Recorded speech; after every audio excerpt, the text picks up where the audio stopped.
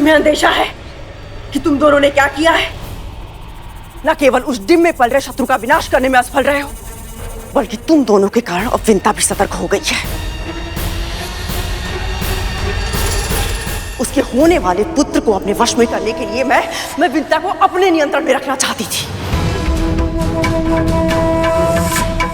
किंतु तुम दोनों की मूर्खता के कारण अगर मेरी चाल असफल रही ना तो। हम नहीं जानते थे मां कि वो डिम अपनी स्वयं रक्षा कर सकता, वो भी एक दानव के विरुद्ध।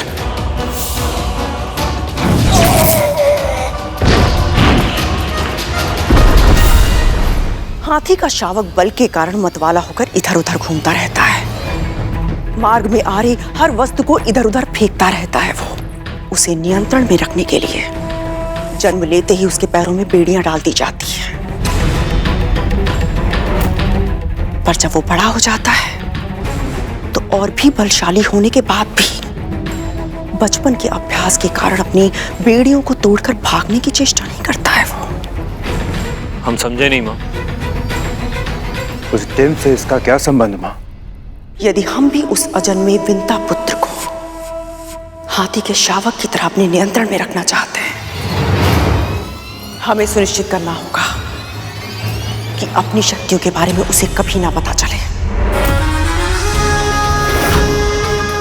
स्मरण रखना, विंता ही वो खूंटी है जो अपने पुत्र को हमारे आदेशों के खूंटे से बांध कर रख सकती है। वो चाहकर भी हमारा हित न कर पाए, उसके लिए उसकी मां को अपने वश में करना होगा, और उसके लिए आवश्यक है कि तुम दोनों उसके पुत्र से दूर रहो। समझ गए मां।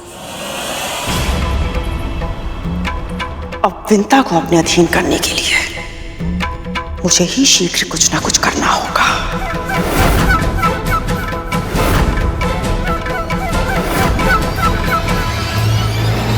बड़ी मां ने उन्हें इतना समझाया, फिर भी वो सुधरे नहीं थे। मुझे तो छोड़िए, वो दोनों तो अपने छोटे भाइयों को भी तंग करते रहते हैं। बच्चे कच्ची मिट्टी की तरह होते हैं गरुड़। बचपन में अगर उन्हें ममता के स्थान पर अत्यधिक भय का वातावरण मिले तो फिर वो उस भय को ही जीना सीख लेते हैं। फिर वो दूसरों के साथ भी उसी तरह का व्यवहार करते हैं। उनके अंतर मन को लगता है कि अपने से दुर्बल को तंग करना, उसे कष्ट पहुंचाना, इसमें कुछ भी अनुचित नहीं है। तक्षक और कालिया इतने क्रूर इसलिए हैं क्योंकि कद्रू उनके साथ उतनी कठोर है। आप सही कह रही है दीदी माँ। कद्रू ने अपने पुत्रों को चेतावनी दी थी, पर तब तक बहुत देर हो चुकी थी। जहां एक और कद्रू अपने अगले चाल की तैयारी कर रही थी, वहां दूसरी ओर वो दानव अपने अगले आक्रमण की नींव रख रहे थे।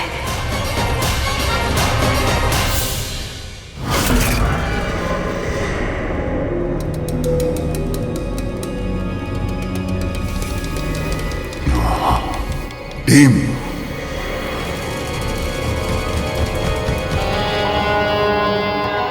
बड़ा टीम,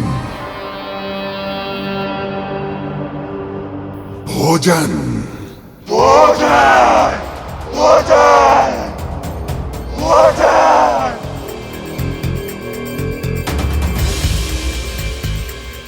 शक्तिशाली,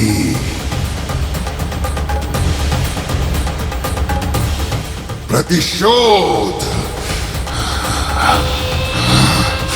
आक्रमण आक्रमण आक्रमण।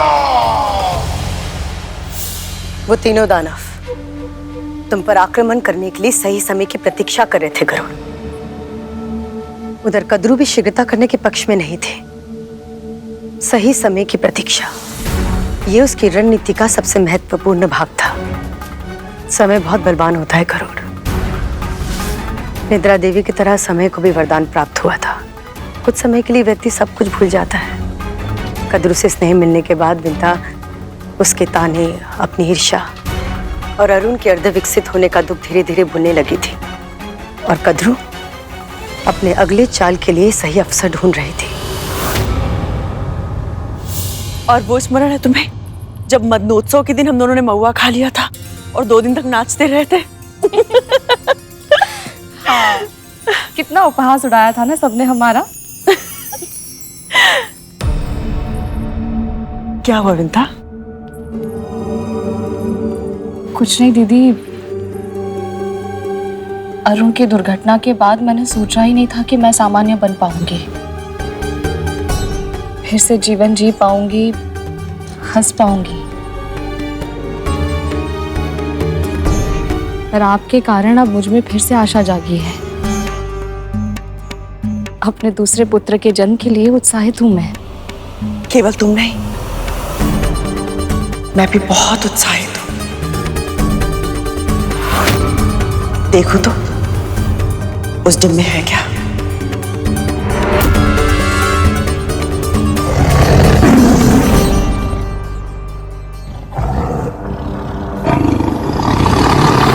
विंता,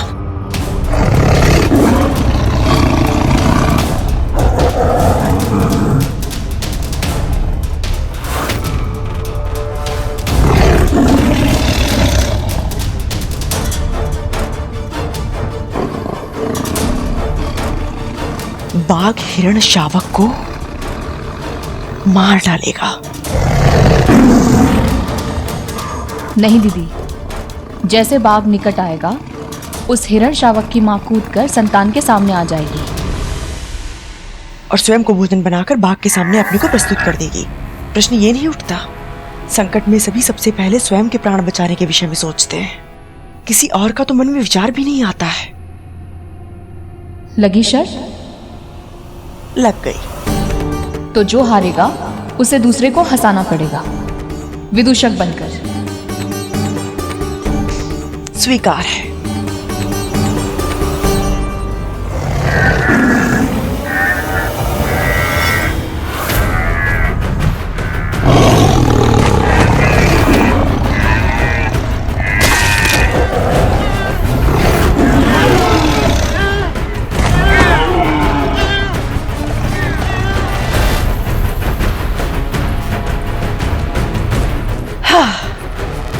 मैं फिर से हार गई।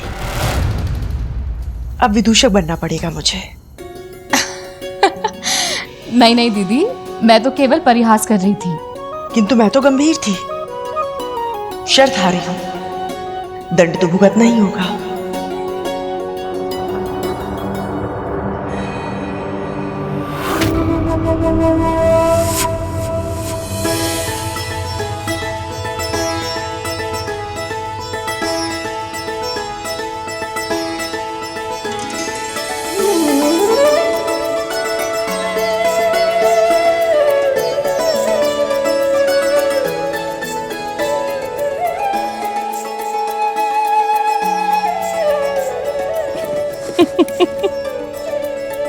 वैसे कैसा बचपना कर रहे हैं ना हम दोनों। कभी कभी बचपना कर लेना चाहिए। मुझे तो बहुत आनंद आ रहा है। तुम्हें आनंद नहीं आ रहा है?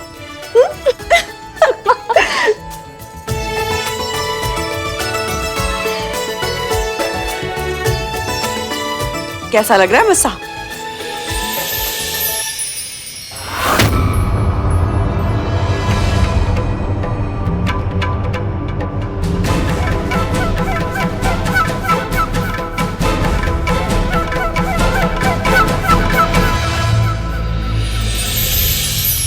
आप तो बहुत उत्तम विदूषक लग रही हैं दीदी। माँ विदूषक के भेष में? इतना घोर अपमान माँ का। चलिए अब कुछ करके तो दिखाइए, हंसाइए हमें।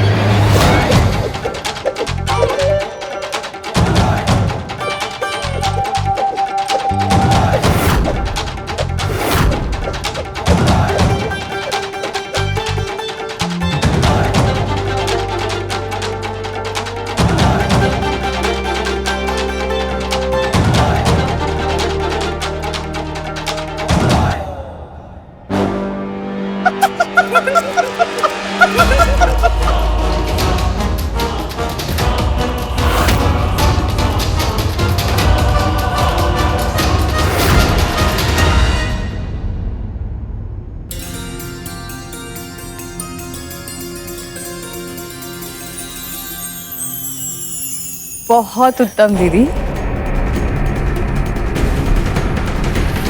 आपने अपनी हार का मान रखा, इससे अधिक कोई अपेक्षा नहीं है मेरी। पूजा का समय हो गया है, मैं चलती हूँ।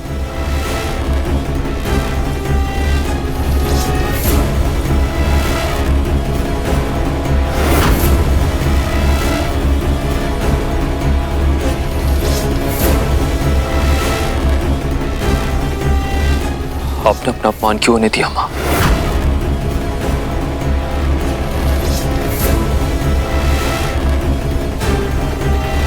कोई भी बड़ा संग्राम जीतने के लिए एक युद्ध हारना ही पड़ता है। जो अपमान मैंने सहा है,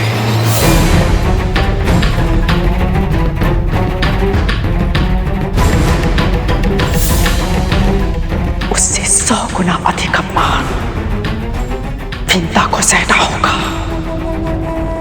बहुत ही शीघ्र।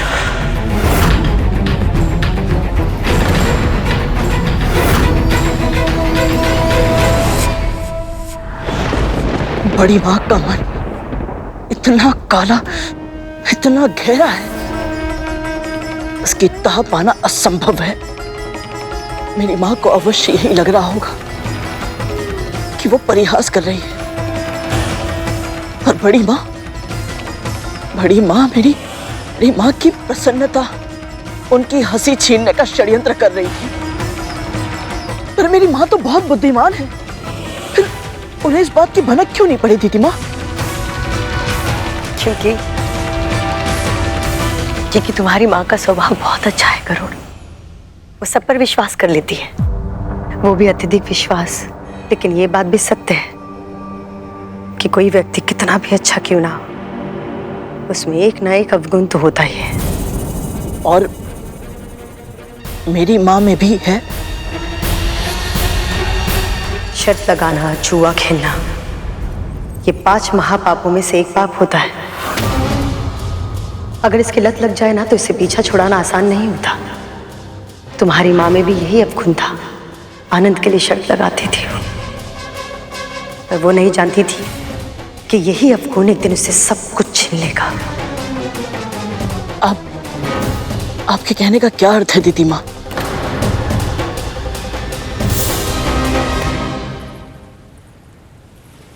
तुम्हें थकान लग रही होगी ना?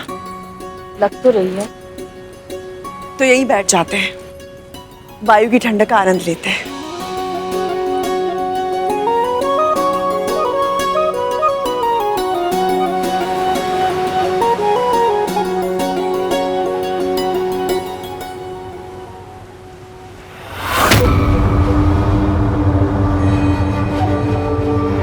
अब कैसे भी करके इसे किसी शर्त में फंसाना है मुझे।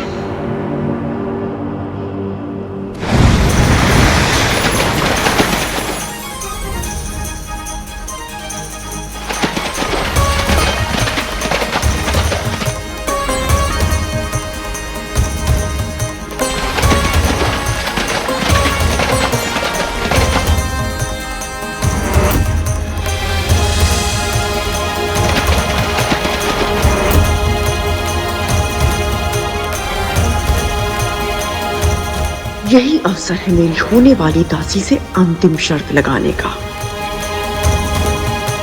इतनी आभा, इतनी शोभा, ऐसा भव्य प्राणी मैंने आज तक नहीं देखा। ये उच्च श्रवा है दीदी, देवराज इंद्र का अश्व। कहते हैं सभी घोड़ों में ये सर्वोपरि है, सर्वश्रेष्ठ है। वर्ग तक की यात्रा पलक झपक कर ही कर सकता है ये। तभी इतना निराला है। किंतु कितनी विचित्र बात है विंता, उसका पूरा तन धवल है, किंतु पूंछ ऐसी काली जैसे जैसे अमावस्या की रात। क्या कह रही हो दीदी? हिमालय की हिम जैसी है इसकी पूंछ, श्वेत। तन बिल्कुल वैसा है जैसा तुमने कहा, हिम की तरह श्वेत। किंतु उसकी पूंछ को ध्यान से देखो विंता, ऐसी है जैसे रात भर जलने के बाद दिए का तल हो जाता है, बिल्कुल काला। आपको कुछ भ्रम हो रहा है दीदी। पूछ श्वेती है, देखो।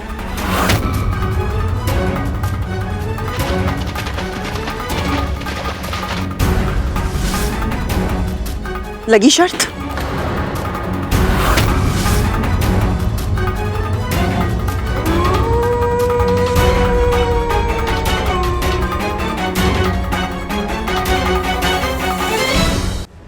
आप फिर से हार जाओगी दीदी।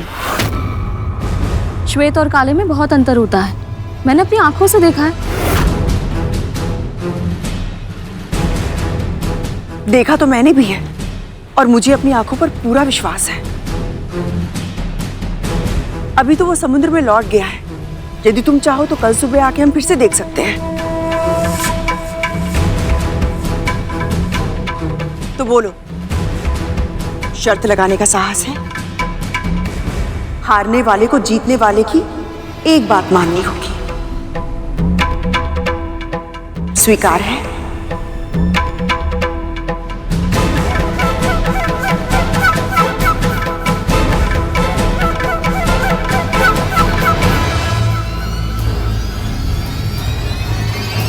स्वीकार है।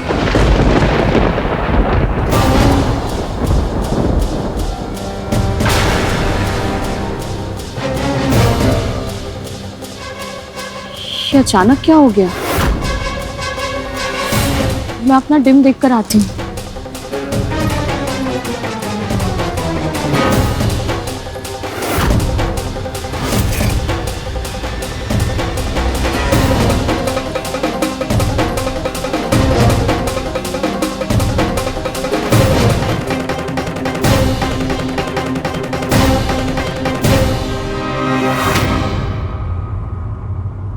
ये तो बिल्कुल ठीक है, तो फिर भ्रम क्यों हुआ मुझे?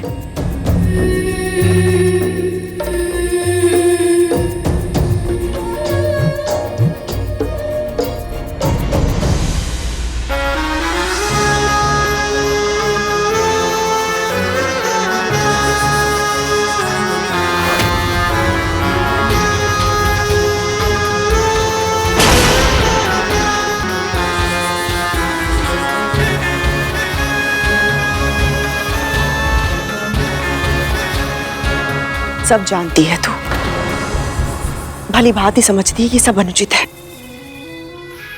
तो क्यों कर रही है ये सब?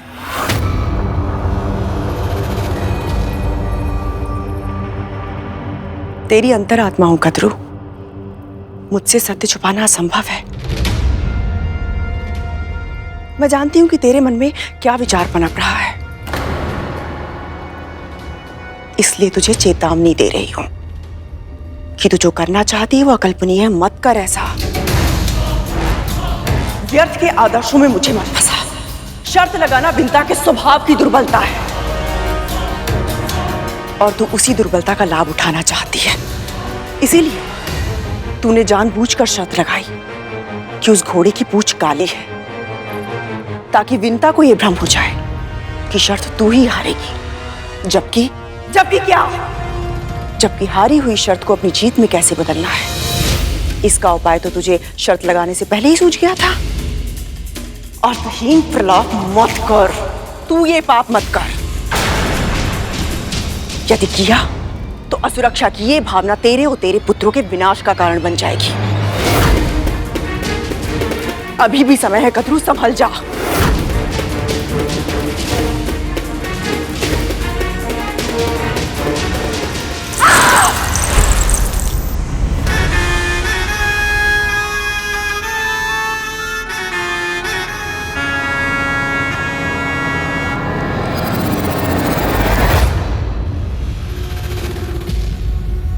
और इस तरह मैंने और विंता ने शर्त लगा ली। अब कल सुबह का सूर्य इस शर्त का परिणाम लेकर आएगा और साथ लाएगा मेरा, तुम्हारा, हम सबका सुनहरा और सुरक्षित भविष्य।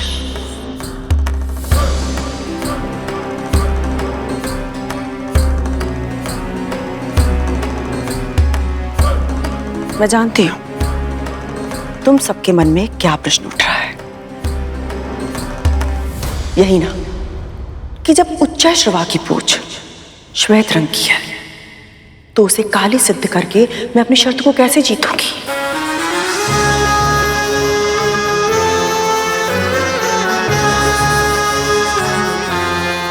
मैं नहीं करूंगी, तुम करोगे। तुम साफ